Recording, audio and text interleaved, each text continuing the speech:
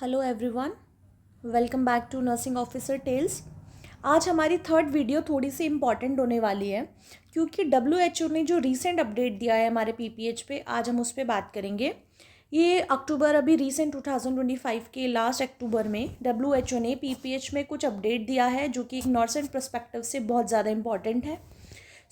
इसमें पीपीएच में antenatal, intranatal और पोस्ट नेटल पीरियड में डब्ल्यू ने प्रिवेंशंस बताए हैं कि हम पीपीएच को इन 3 फेजेस में कैसे प्रिवेंट कर सकते हैं, क्योंकि आज के टाइम पे postpartum haemorrhage is a very common issue जो कि लेबर के बाद देखा जाता है।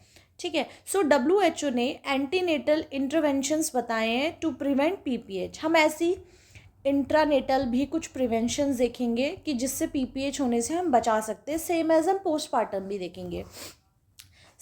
ये हम पढ़ेंगे आज रीसेंट अपडेट। ये हमारा रीसेंट अपडेट जो हुआ था अभी लास्ट अक्टूबर में। ठीक है, इससे आई होप बहुत ज़्यादा इंपॉर्टेंट क्वेश्चन आने वाले हैं इस बार 9 से 10 में। फर्स्ट हम डिस्कस करेंगे, फर्स्ट पॉइंट है हमारा, उन्होंने सर्टेन पॉइंट्स दिए, हम उन्हीं पॉइंट्स को आज डिस्कस करेंगे। फर्स्ट वन इज़ डब्ल्यू ने क्या रिकमेंड दिया है, recommended method for diagnosing anemia in pregnancy, for diagnosing anemia in pregnancy। सबसे पहले हमें क्या करना है, डब्ल्यू ने ये बोला है कि कुछ ऐसे मेथड्स हैं जिनसे हम प्रेगनेंसी में होने वाले अनीमिया को प्रिवेंट कर सकते हैं, जो कि एक बाद में हमारे पीपीएच को भी प्रिवेंशन में हेल्प करेगा। ठीक है, ये पहला खुद में ही एक एमसीक्यू है, ये क्वेश्चन भी आपके लिए है। डब्ल्यू ने रिकमेंड किया है कौन सा मेथड जिससे हम एनीमिया को डायग्नोस कर सकते हैं प्रेगनेंसी में, उसको हम बोलते हैं full blood count, full blood count. ठीक है, डब्ल्यू ने क्या रिकमेंड किया है, कौन सा मेथड है अनीमिया को डायग्नोस करने का प्रेगनेंसी में, इज़ फुल ब्लड काउंट। अच्छा, एक चीज़ होती है, एक मैं आपको बताऊंगी दो चीज़ें, एक हमारी हीमोग्लोबिन की स्क्रीनिंग टेप होती है, एक हमारा हीमोग्लोबिनोमीटर होता है। मैं आपको दोनों इमेज शो करती हूँ, let me show you the image.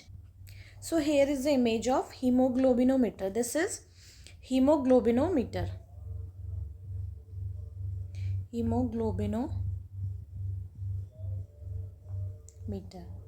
And this is haemoglobin colour screening tape, haemoglobin colour screening tape. W ने ये बोला है कि हम हीमोग्लोबिनोमीटर को प्रेफर करेंगे over haemoglobin colour screening tape अपने डायग्नोसिस के लिए। हीमोग्लोबिनोमीटर को यूज़ करना है, प्रेफर करना है rather than haemoglobin colour screening tape. इसमें हम ऐसे ब्लड ड्रॉप्स डालते हैं अपने कलर के अकॉर्डिंग, इसमें हीमोग्लोबिन की वैल्यू आप पता कर सकते हैं। ठीक है, डब्ल्यू ने क्या बोला है कि हमें क्या यूज़ करना है, हीमोग्लोबिनोमीटर यूज़ करना है। और अनीमिया इन प्रेगनेंसी को डायग्नोस करने का कौन सा मेथड है, फुल ब्लड काउंट। ठीक है, हमारा नेक्स्ट, ये इमेज दोनों आप देख सकते हैं। ठीक है, नेक्स्ट हमारा है डब्ल्यू ने एनीमिया इन प्रेगनेंसी पे क्या बोला है। हमारा नेक्स्ट कॉन्सेप्ट है अनीमिया इन प्रेगनेंसी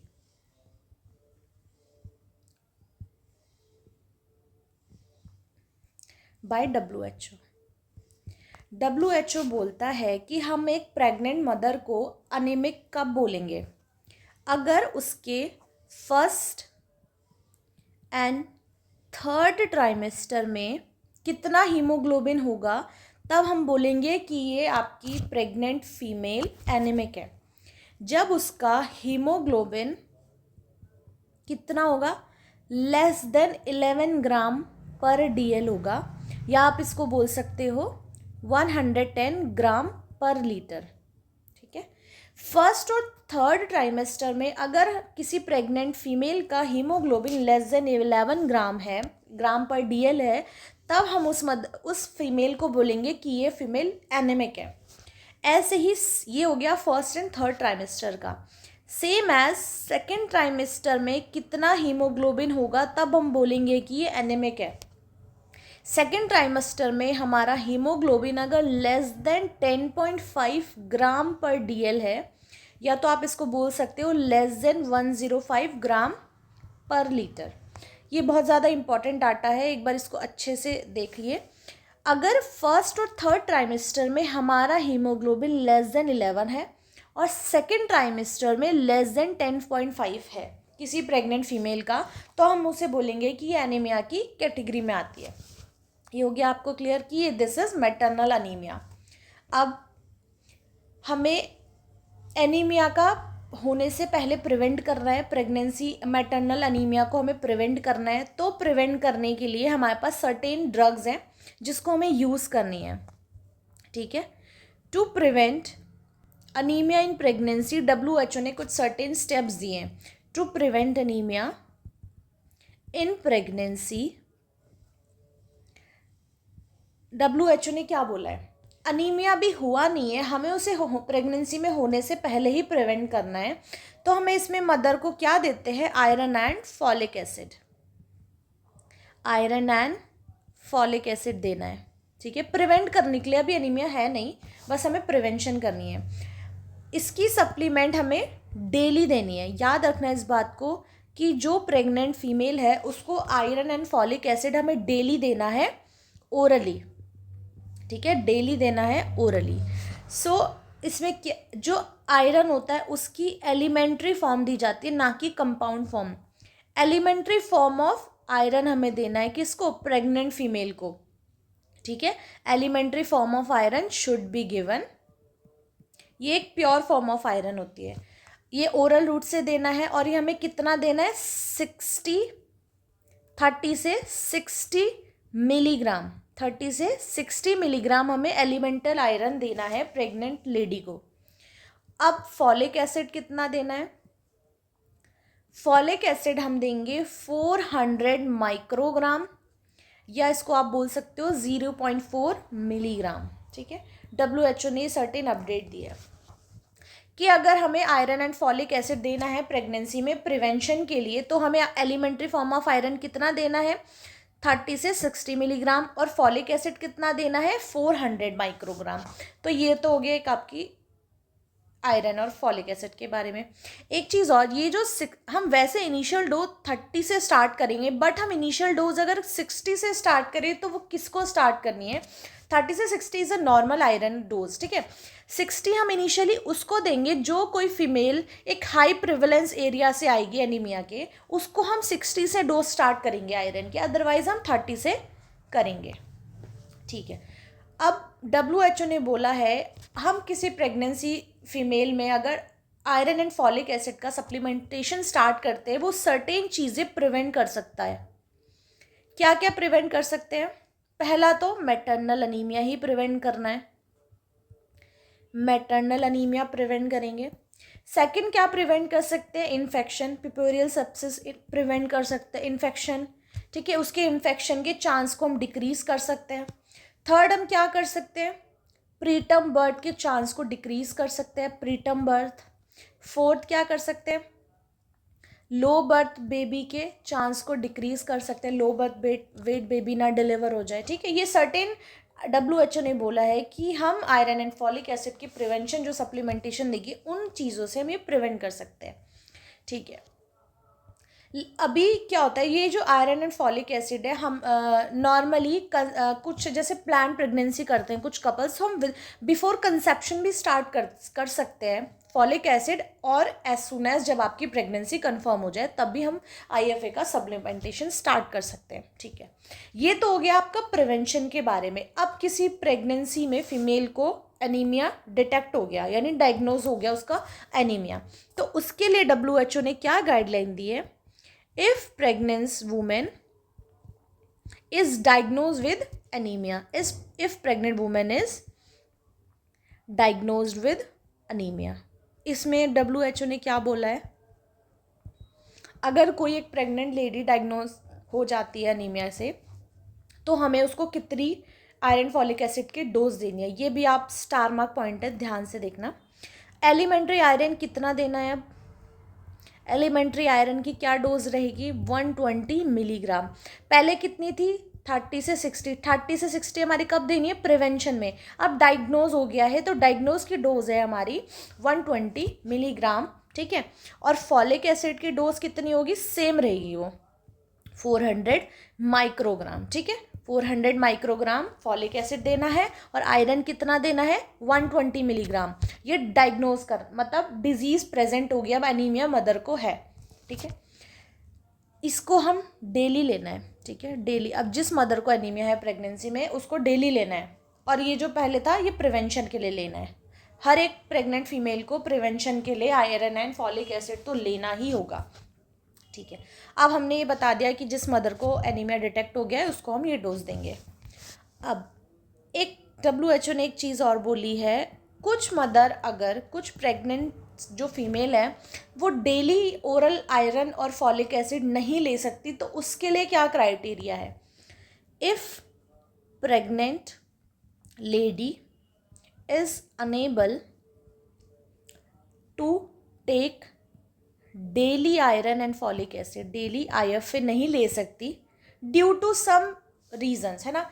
कोई प्रेग्नेंट फीमेल है, अब वो डेली आयरन फॉलिक एसिड नहीं ले सकती, सर्टेन रीज़न है, उसका GI डिस्टर्बेंस हो रहा है उसको डेली लेने से, तो उसके लिए हम क्या कर सकते हैं, ड्यू टू GI डिस्टर्बेंस अगर उसको लग रहा है कि मैं डेली खाने से मेरे को दिक्कत हो रही है, GI अपसेट हो रहा है, सो हम उसको क्या दे सकते हैं, WHO ने इस पर भी एक गाइडलाइन दे दी है कि हम उसको बोलेंगे कि आप वीकली मेडिसिन ले लो, पर लेनी कंपलसरी है, ठीक है। उसको हम बोलेंगे कि आप weekly iron and folic acid ले सकते हैं, ठीक है। जब हम वीकली लेंगे तो उसको हम बोलेंगे intermittent oral iron and folic acid supplementation. जब हम वीकली स्टार्ट करेंगे उसको हम बोलेंगे intermittent oral iron and folic acid supplementation. अब इसमें कितनी डोज देनी है, जो female daily iron and folic acid नहीं खा सकती, उसका GI अपसेट हो रहा है, तो उसको हम वीकली बोलेंगे कि आप वीकली लीजिए। तो वीकली की डोज कितनी होगी, एलिमेंटल आयरन कितना देना है और फॉलिक एसिड कितना देना है। एलिमेंटल आयरन होगा हमारा 120 मिलीग्राम, ये तो सेम रहेगा, बट इसमें हमारा फॉलिक एसिड चेंज हो जाएगा, ये देना है हमको 2800 माइक्रोग्राम। पहले हम कितना दे रहे थे, 400, अब कितना देना है, 2800। इसको हम बोल सकते हैं 2.8 मिलीग्राम, ठीक है। ये वीकली डोज है, वीकली डोज तो ज़्यादा ही होगी, ठीक है, ये आपको क्लियर हो गया। बट हमने चलो पेशेंट जो वीकली अपना आयरन एंड फॉलिक एसिड ले रहा था, पेशेंट ले रही थी, उसको वीकली ट्रीटमेंट के बाद भी, मतलब वीकली प्रिवेंशन लेने के बाद भी स्टिल उसको अनीमिया हो गया। अब हमें क्या करना है, देखो इसको देखना ध्यान से। But if following weekly dose, जो वीकली डोज इसको खा रही थी लेडी, स्टिल उसको अनीमिया हो गया। If pregnant female is taking weekly supplementation, वो वीकली सप्लीमेंटेशन ले रही थी, weekly supplementation, but still she detect with anaemia, anaemia से डिटेक्ट हो गया। अब वीकली से, जब वीकली खाने के बाद उसको अनीमिया डिटेक्ट हो गया ना, तो हमें उसे बोलना है कि अब आपको डेली ही फिर से मेडिसिन लेनी पड़ेगी। 120 मिलीग्राम आपको आयरन लेना पड़ेगा और सेम 400 माइक्रोग्राम आपको फॉलिक एसिड लेना पड़ेगा। ये तब है जब कोई pregnant female weekly iron folic acid ले रही थी प्रिवेंशन के लिए, बट स्टिल वीकली ट्रीटमेंट लेने के बाद भी उसको आयरन एनीमिया डिटेक्ट होता है, तो ये उसको वापस अब बोले आप वीकली नहीं लेना, आपको डेली लेना है, क्योंकि वो एनीमिक मदर हो चुकी है, ठीक है। और ये वाली उसको जो डोज लेनी है, ये कब तक लेनी है, जब तक उसका हीमोग्लोबिन नॉर्मल नहीं आ जाता। जब हमारा वीकली प्रिवेंशन की जो ड्रग है आयरन एंड फॉलिक एसिड लेने के बाद भी किसी प्रेग्नेंट फीमेल को एनीमिया डिटेक्ट हो गया है, तो अब हमें उसके बोलना आप वीकली नहीं लेना है, अब आपको डेली ही लेना पड़ेगा टू ट्रीट अनीमिया। और ये मेडिसिन कब तक लेनी है, जब तक हमारा हीमोग्लोबिन मोर देन या इक्वल टू 11 ग्राम वापस नहीं हो जाता, तब तक लेना है ये, ठीक है। अब सबसे इम्पॉर्टेंट, WHO ने IV आयरन को भी अपडेट किया है, इंट्रावीनस आयरन भी ऐड किया है इन प्रेगनेंसी, ठीक है। ये रीसेंट अपडेट है बिल्कुल। WHO ने क्या करा है, IV आयरन भी प्रेगनेंसी में ऐड किया है। WHO add intravenous iron in pregnancy. अब क्वेश्चन ये आता है कि हम IV आयरन किस मदर या किस प्रेग्नेंट फीमेल को देंगे। ये जो IV आयरन थेरेपी है ना, पहली बात तो ये प्रिवेंशन के लिए नहीं है, ये एनीमिया के ट्रीटमेंट के लिए थेरेपी है। हमें IV आयरन तभी देना है जब किसी प्रेग्नेंट लेडी को एनीमिया डिटेक्ट हो जाए, उसका डायग्नोज हो जाए एनीमिया का। ठीक है, ठीक है। और ये तब देना है कि जब वो ओरल इंटेक नहीं ले सकती due to some poor absorption है उसका, या ओरल इंटेक उसका कॉन्ट्रा इंडिकेटेड है ना, या तो उसका पुअर एब्जॉर्प्शन है GI का, स्मॉल इंटेस्टाइन का, या उसको GI डिस्टर्बेंस हो रहे हैं, ठीक है, या उसका कुछ डिजीज़ के कॉज की वजह से ओरल इंटेक उसका बंद है अभी, है ना, ओरल इंटेक नहीं है अभी, तो सर्टेन कॉज की वजह से हमें उसे ओरल आयरन की जगह हम उसको IV आयरन दे सकते हैं। ठीक है, सो या तो मदर क्या है, बिल्कुल सीवियर एनीमिक है और उसकी लेबर बिल्कुल नियर बाय है, सीवियर एनीमिक है और उसकी लेबर क्या है, बिल्कुल नियर बाय है, तो हम उसको IV आयरन स्टार्ट कर सकते हैं क्योंकि इससे क्विक एक्शन मिलेगा। सबसे इम्पॉर्टेंट अब आपको ये देखना है कि आयरन, इंट्रावीनस आयरन स्टार्ट करने से पहले हमें सर्टेन ब्लड टेस्ट देखने होंगे। Before starting IV iron therapy हमें क्या करना है, हमें किस वैल्यू को चेक करना है। सबसे इम्पॉर्टेंट है सीरम फेरेटिन। किसी भी प्रेग्नेंट फीमेल को IV आयरन थेरेपी स्टार्ट करने से पहले हमें उसका सीरम फेरेटिन चेक करना होगा, और अगर सीरम फेरेटिन की वैल्यू अगर आती है लेस देन 30 mg पर मिलीलीटर, ठीक है, mg पर ml आती है, तभी हमें उसको IV आयरन देना है। अगर हम फेरेटिन नहीं करा सकते तो हम उसका पेरिफेरल ब्लड स्मीयर भी करा सकते हैं, पेरिफेरल ब्लड स्मीयर भी करा सकते हैं। ठीक है, अब पेरिफेरल ब्लड स्मीयर का जो रिज़ल्ट होगा, अगर उसके रिज़ल्ट में आता है कि ये प्रेग्नेंट, इसको कौन सा अनीमिया डिटेक्ट हुआ है, माइक्रोसाइटिक हाइपोक्रोमिक अनीमिया। ठीक है, माइक्रोसाइटिक एंड हाइपोक्रोमिक अनीमिया अगर डिटेक्ट हुआ है तभी हम उसको आयरन थेरेपी स्टार्ट करेंगे इंट्रावीनस। हमारे लिए क्या इंपॉर्टेंट बात है कि iron therapy, IV iron therapy start करने से पहले या तो हम उसका सीरम फेरेटिन कराएंगे, अगर उसकी वैल्यू 30 से कम आती तभी हम उसको इंट्रावीनस स्टार्ट करेंगे। अगर हम फेरेटिन नहीं करा सकते तो हम उसका पेरिफेरल ब्लड स्मीयर कराएंगे, PBS कराएंगे। ठीक है, देखो IV आयरन थेरेपी के ना एडवांटेजेस तो है कि इससे GI अपसेट नहीं होता। IV आयरन थेरेपी के एडवांटेज क्या है कि इससे GI अपसेट नहीं होगा, है ना, इंट्रावीनस दिया है, बट इसके सर्टेन कुछ सीरियस डिसएडवांटेज भी है। डिसएडवांटेज क्या हो सकता है इसका डिसएडवांटेज है कि IV आयरन देने से इंक्रीज हो सकता है रिस्क, किस चीज़ का, हाइपर सेंसिटिविटी का, हाइपर सेंसिटिविटी रिएक्शन हो सकती है। ठीक है, या एनाफिलैक्सिस बोल सकते हो आप, एनाफिलैक्सिस। ठीक है, अब क्वेश्चन ये आता है कि आयरन थेरेपी से जो एनाफिलैक्सिस होगा या जो हाइपर सेंसिटिविटी होगी वो कौन से टाइप की होगी, तो ये होगी type 1 hyper sensitivity, type 1 hyper sensitivity reaction. ठीक है, ये हो गया आपका क्लियर।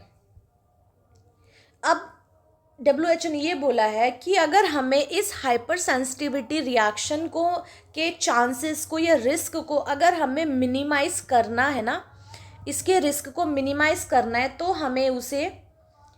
हमें क्या अवॉइड करना होगा, IV iron dextran. We avoid IV iron dextran हमें नहीं देना है, उसकी जगह पे WHO ने अपडेट दिया है कि हम अगर IV आयरन डेक्स्ट्रान नहीं देंगे ना, तो क्या होता है कि डेक्स्ट्रान से ना इंक्रीज होता है रिस्क, किस चीज़ का, हाइपर सेंसिटिविटी का, बहुत कॉमन एलर्जिक रिएक्शन हो सकती है।